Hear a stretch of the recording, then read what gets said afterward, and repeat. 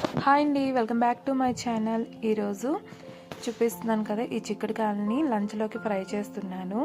ఎలా ఫ్రై చేశాను, ఏం చేశానో చూపిస్తాను రండి. ఫస్ట్ అయితే చిక్కుడుకాయలని చిన్న ముక్కలుగా కట్ చేసి స్టవ్ పైన పెట్టి కొద్దిగా వాటరు, ఉప్పు, పసుపు వేసి ఉడికించాను. ఇలా ఉడికించడం వల్ల అందులో ఉండే పచ్చిదనం పోయి కొంచెం సాఫ్ట్ అవుతాయి.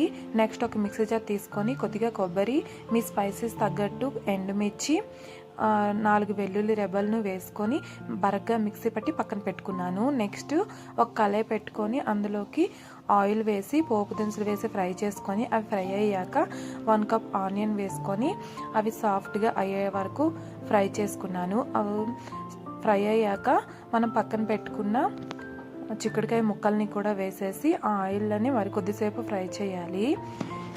ఇవి తినడం వల్ల మన శరీరంలో ఉండే హార్మోన్ ఇన్బ్యాలెన్స్ని క్రమపరుస్తుంది. వీటిలో ఫైబర్ ఎక్కువగా ఉంటుందండి, అందుకే మన హెల్త్ కూడా చాలా మంచిది. వారంలో ఒక్కసారైనా తీసుకుంటే చాలా బాగుంటుంది.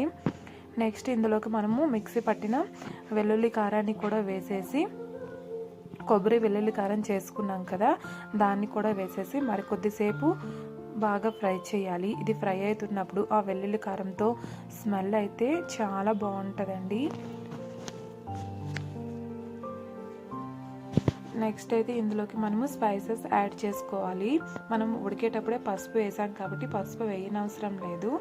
కారానికి మనం మిక్సీ పట్టేటప్పుడే ఎండుమిర్చి వేసుకున్నాం కాబట్టి కారం కూడా వేయనవసరం లేదు. కొద్దిగా సాల్ట్ వేసుకోండి, కొద్దిగా వేసుకోండి. మనం ఉడకబెట్టేటప్పుడే సాల్ట్ వేసుకున్నాం కదా, చూసుకొని వేసుకోండి. నెక్స్ట్ ఇందులోకి నేను గరం మసాలా వేసేసి బాగా ఫ్రై చేస్తున్నాను. మూత పెట్టి కలుపుతూ మధ్య మధ్యలో కలుపుతూ ఒక 3 మినిట్స్ కుక్ చేసుకోవాలండి. లాస్ట్లో కొత్తిమీర వేసేసి మంచిగా మిక్స్ చేసి 2 మినిట్స్ రెస్ట్ ఇచ్చి సర్వ్ చేసుకోండి. చాలా టేస్టీగా ఉండే చిక్కుడుకాయ కర్రీ రెడీ అయిపోతుంది. ఇది రైస్, రోటీ, చపాతీల్లోకి చాలా టేస్టీగా ఉంటుందండి. తప్పకుండా మీరు ట్రై చేయాలి.